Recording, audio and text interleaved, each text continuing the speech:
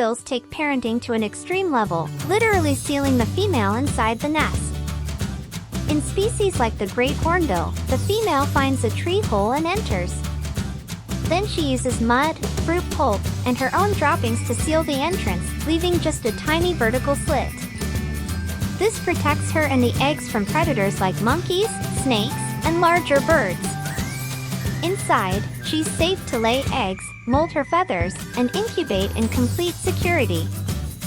The male becomes sole provider, tirelessly gathering fruit, insects, and small animals to feed through the slit for up to 4 months. He can deliver hundreds of items a day. Once chicks are ready, the female breaks the seal from inside. The family emerges stronger, a true testament to partnership and survival.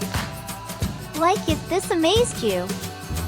Subscribe to the Earth Network for more incredible nature.